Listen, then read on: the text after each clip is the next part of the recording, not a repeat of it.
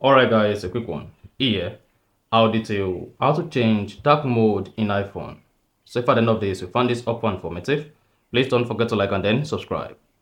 Now, there are two ways you can use to change dark mode on your iPhone.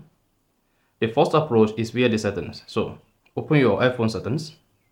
On the settings, scroll down, locate and click on display and brightness. If you enable dark mode here, then you should see your phone like this. Now to change your dark mode, just go ahead and set this to light mode. Then you should see the dark mode changed. However, if you don't want to go through this approach, all you simply need to do is swipe down the control center and then locate the dark mode button and click on it once. So this is going to change the dark mode on your iPhone.